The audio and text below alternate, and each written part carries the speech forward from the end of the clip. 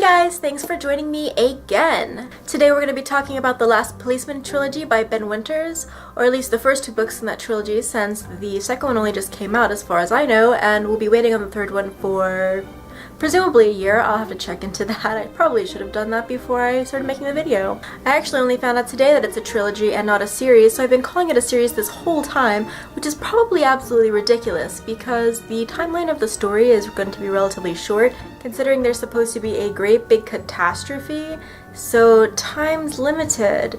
But then again, third book's not here, so I guess we'll see what really happens. I don't have the first book on me because I already gave it back to the library. They insisted, and therefore I will give you a picture. So that is the first book, The Last Policeman. This is the second book, Countdown City. So let's go ahead and give you a summary. I will do my very best not to give anything away, especially considering that these two books are technically crime fiction set in a soon-to-be apocalyptic world. So we don't want to spoil the mystery.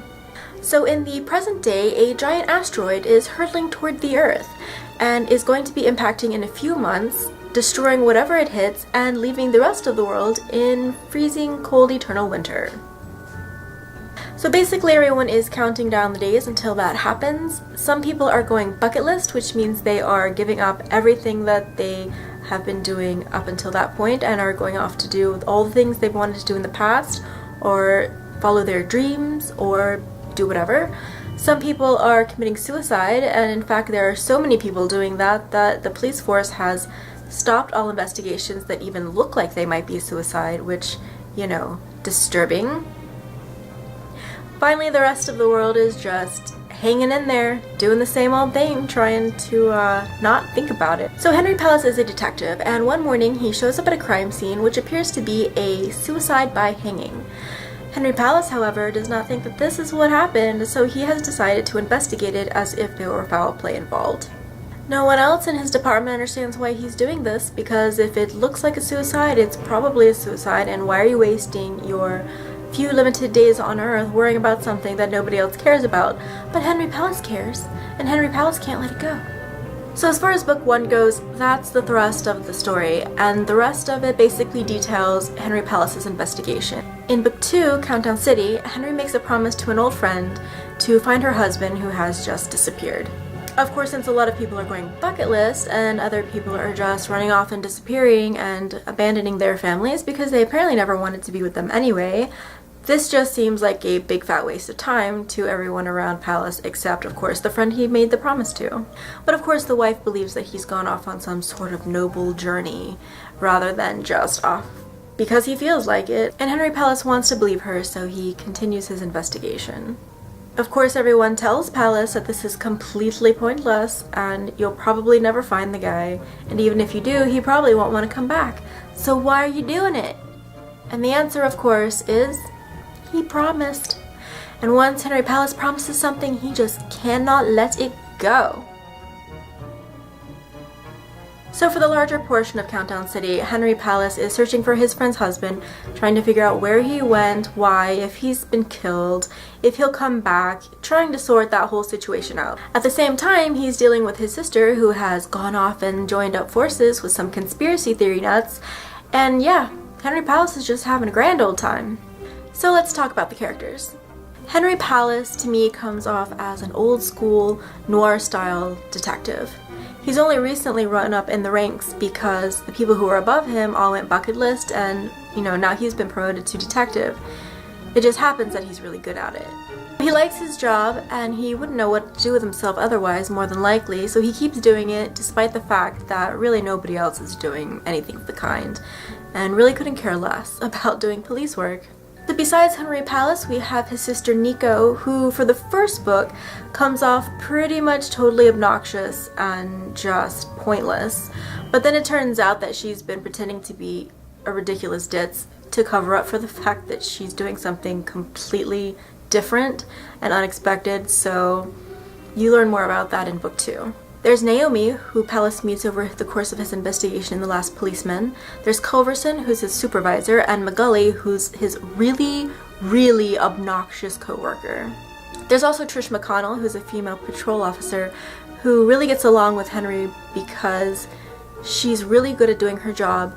She doesn't get distracted, and she's not planning to go bucket list anytime soon, so he definitely likes her. And I think Trish likes him too, but more romantically, but we'll see how that goes. Beyond that, there are various victims, clients, missing persons, and perpetrators, but I can't tell you anything about them because if I do, spoilers! So I really enjoyed Ben Winter's storytelling in these two books. His writing is clear and straightforward, to the point, rarely overdramatic, rarely over the top. In fact, I'd say almost never. And frankly, that's the Henry Palace character right there, and since Henry Palace is narrating, the voice is spot on. As far as narrating the near-apocalyptic feel of the story, I think Winters does a good job of that as well. He does this through dialogue, random acts of violence, certain scenarios that pop up, or just changes in the laws. This is definitely more noticeable in Countdown City in terms of, say, the random violence. Not so much in The Last Policeman, where that has more to do with changes in the laws, changes in behavior, but in Countdown City it becomes more and more apparent because the time for the impact is getting closer and closer. So one of the things that really stands out to me in these books is that pretty much everything that's happening has to do exclusively with the change in the world situation. It's the fact that there's an asteroid that's coming that's going to hit the world and just make a mess of everything. So what would you do if you knew the end was coming and it was documented everywhere and you were just waiting? What would become most important to you in a situation like that? And that's the question that gets asked in these stories, and that's what makes them so interesting, is why these people are doing what they're doing. Would they have done that if this stuff wasn't happening? And generally the answer is probably not. Probably not. So in general, I like The Last Policeman and Countdown City. I really like Ben Winter's writing and his portrayal of the situation. I like Henry Palace as a character. Don't love his sister, think she's totally bonkers, but you guys might disagree. Personally, I think I'm a Henry Palace type. That's probably why I like him, just a little bit biased there. But I have to admit, when reading these books, I kept thinking, wow, Henry Palace, if you would just stop, let it go, fewer people would die, and they would still be around to enjoy their last few months on Earth. So as for rating, I would give each of these books a 4 out of 5. Good reads, pretty quick, lots of fun, and I'm really interested in the third book. So let me know if you've read either of these books or if they're on your to-read list, and let me know if you like them or if you agree with everything I say, because I always like that. But seriously guys, let me know if these things are on your to-read list and if you're looking forward to them, because I'm curious. So thanks a lot. Bye bye.